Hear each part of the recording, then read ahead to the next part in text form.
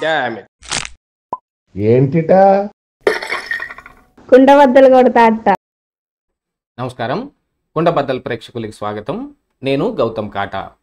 ఈ వీడియోలో నేను మీతో చెప్పాలనుకునే అంశం, అమరావతి పునర్నిర్మాణ శంకుస్థాపనకు మోడీ వస్తూ ఉన్నారు.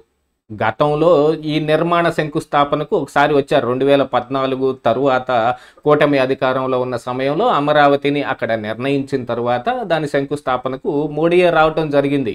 కాకపోతే ఇప్పుడు జగన్మోహన్ రెడ్డి చేసిన ఈ 3 ముక్కలాట కావచ్చు, 3 రాజధానుల ఈ ప్రయత్నం కావచ్చు, అమరావతి పైన జగన్ తీసుకున్న యూటర్న్ కావచ్చు, వీటన్నిటి మూలాన ఇప్పుడు మళ్ళీ పునర్నిర్మాణ శంకుస్థాపన అనేది ఆవశ్యకమై కూర్చుంది. ఎందుకంటే ఎక్కడ వేసిన గొంగళి అక్కడే ఉందన్నట్టు 2019 నుంచి 24 లోపు ఈ అమరావతి మొత్తాన్ని ఏదో ఒక రకంగా నాశనం చేయాలి అని మొత్తం అలాగనే పేరబెట్టి కొల్లబెట్టేశాడు జగన్మోహన్ రెడ్డి. మరి మళ్ళీ తిరిగి కూటమి అధికారంలోకి వచ్చింది. చంద్రబాబు నాయుడు నేతృత్వంలోనే ఇప్పుడు మళ్ళీ ఆ కూటమి అధికారంలో ఉంది. కాబట్టి వాళ్ళు నిర్ణయించిన ఆ రాజధానిని వాళ్ళు కంప్లీట్ చేయాలి అనేది ఇప్పుడు వాళ్ళకి సంకల్పంగా ఉంటుంది.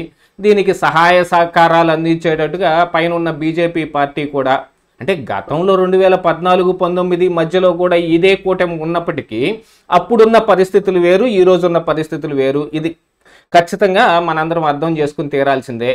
అప్పుడు అవసరానికి కూటమిలో ఉన్నప్పటికీ వాళ్ళ చూపంతా జగన్మోహన్ రెడ్డి వైపు ఉంది. దాంతోపాటుగా జగన్మోహన్ రెడ్డిని పెంచి పోషించడానికి, చంద్రబాబు నాయుడిని ఏదో రకంగా దూరం పెట్టేయటానికి వాళ్ళు చాలా విశ్వ ప్రయత్నం చేశారు.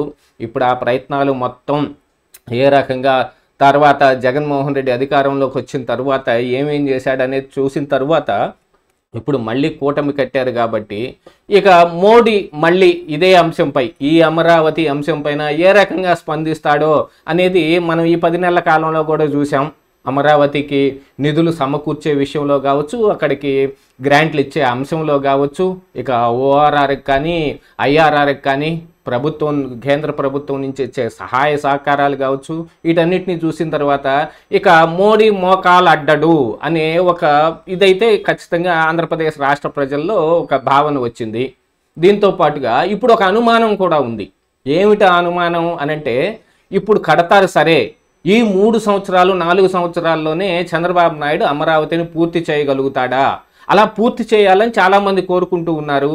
కానీ రాజధాని నిర్మాణం అంటే ఏదో 4 భవనాలు కట్టడమో, 4 రోడ్లు వేయటమో ఇంతటితోటి అయిపోదు కదా. అది దశాబ్దాల పాటు అభివృద్ధి చెందాల్సిన ఒక నిరంతర ప్రక్రియ.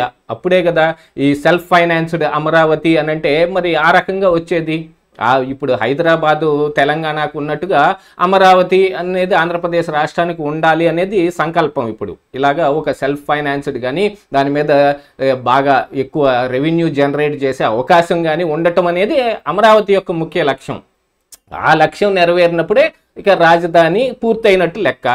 4 భవనాలు కట్టేసి ఇక్కడి నుంచి మార్చటం కుదరదు అని అంటే జగన్మోహన్ రెడ్డి వస్తే ఏం చేసైనా మళ్ళీ వేరే రకమైన కొత్త ఎత్తులు ఎత్తుతాడు. అలా ఎత్తకుండా ఉండాలి అని అంటే కేంద్రం నుంచి సహాయ సహకారాలు అవసరం. దాంతోపాటుగా రాజకీయ పరంగా మరి బీజేపీకి వైసీపీకి ఉన్న ఆ దూరాన్ని ఇంకా పెంచి పెద్ద చేయాల్సిన అవసరం ఉంది. జగన్మోహన్ రెడ్డికి పైన ఉన్న ఈ పెద్దల ప్రాపకం ఏదైతే ఉందో దాన్ని పూర్తిగా కట్ చేయాల్సిన అవసరం ఉంది. ఆల్మోస్ట్ ఆల్ ఇక మరి వాళ్ళ రాజకీయ అవసరాల కోసం వాళ్ళు తిరిగి మళ్ళీ జగన్మోహన్ రెడ్డి తోటి పునర్నిర్మాణం చేసుకుంటే వాళ్ళ బాంధవ్యాలను మొత్తాన్ని ఎవరు చెప్పలేరు. కానీ ఇప్పుడు అమరావతిని ఆపకుండా ఉండాలి అని అంటే జగన్ మళ్ళీ వచ్చినా కూడా, అంటే రాకుండానే ఉండాలి అని అందరూ కోరుకుంటారు. కాకపోతే మరి ఏ రోజు ఎలా ఉంటుందో ఏం చెప్పలేం. ఇప్పుడు కూటమి అధికారంలో ఉన్నప్పుడు కూడా ఇప్పుడు ఎమ్మెల్యేలు మంత్రులు చేస్తున్న అవినీతి కానీ, ఇప్పుడు ఈ జరుగుతున్న నిన్ననే సింహాచలంలో జరిగిన ఇది కావచ్చు, వీటన్నిటిని దృష్టిలో పెట్టుకుని రేపు రానున్న ఎన్నికల్లో ఎవరెవరు ఏ రకంగా ఉంటారని ప్రజలు మళ్ళీ నిర్ణయించుకుంటారు. అది అమరావతిని బేస్ చేసుకొని వాళ్ళు నిర్ణయించుకోవటం కాదు. ఎవరు అధికారంలో ఉండాలి, ఇప్పుడు చేసిన వాళ్ళు తప్పులు ఏ రకంగా వాళ్ళు దృష్టిలో పెట్టుకుంటున్నారు, వాళ్ళు ఏ కన్నుతోటి చూస్తున్నారు అనే అంశం మీదే ఆధారపడి ఉంది. రేపు గెలుపోటములు అనేది దైవాధీనంగానే మారిపోయినాయి. ప్రజలు అదే, అంటే ప్రజలు అనే దేవుళ్ళు ఎవరిని ఎన్నుకుంటేనే వాళ్లే మరి అధికారంలో ఉండే అవకాశం ఉంది. చంద్రబాబు నాయుడిని 2014, 19 మధ్య చూసినప్పటికీ కూడా మరి 19లో 23 సీట్లకే పరిమితం చేసి కూర్చోబెట్టారు. జగన్మోహన్ రెడ్డిని 19, 24 మధ్యలో చూసి ఆయన అయితే 11 సీట్లకే పరిమితం చేశారు. ఇది ఓటర్ దేవుళ్లలో ఉన్న ఒక గొప్పతనం అనుకోవాలి. వాళ్ళు ఏ విషయాన్ని ఆ విషయంగానే చూస్తారు. ఈ అమరావతినే దృష్టిలో పెట్టుకుని జగన్ మళ్ళీ రాడు అని చెప్పడానికి వీలు లేకుండా ఉంది. ఒకవేళ జగన్మోహన్ రెడ్డి తిరిగి వస్తే ఏం చెయ్యాలి?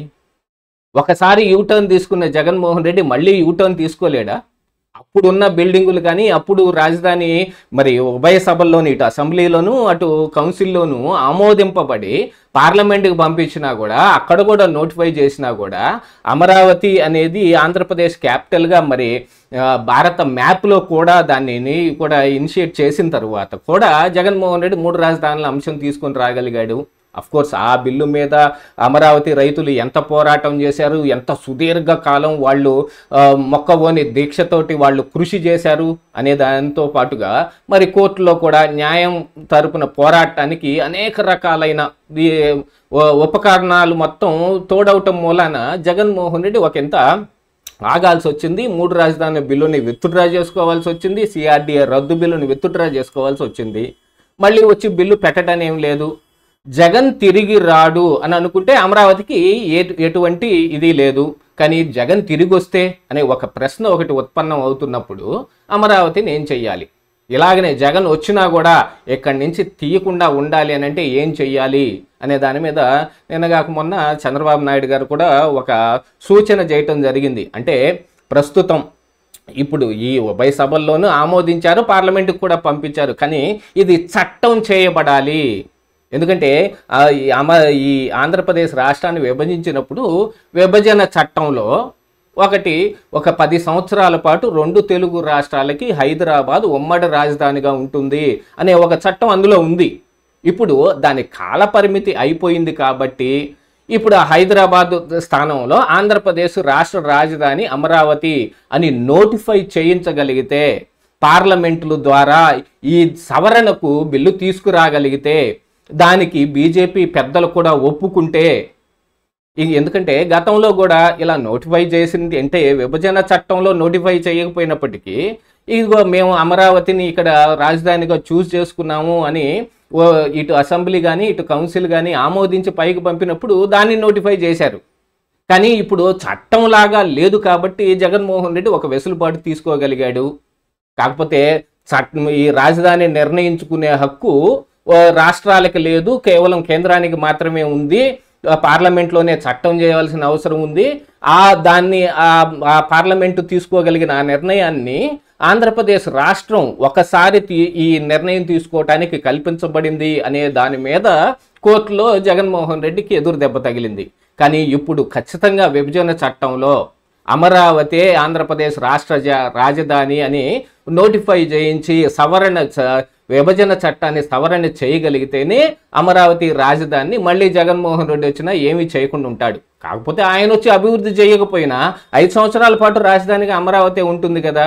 ఇలాంటి వాటన్నిటి మీద ఇంకా గట్టిగా ఇనిషియేటివ్గా తీసుకుని అటు నరేంద్ర మోడీ కానీ ఇటు చంద్రబాబు నాయుడు గారు కానీ ఇద్దరూ కలిసి ఈ అమరావతిని రాజధానిగా నిలబెట్టాల్సిన అవసరం వాళ్ళకు ఉంది.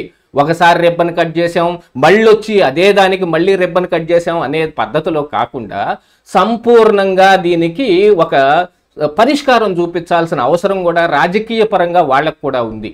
ఇదే ఈరోజు కొండబద్దలు.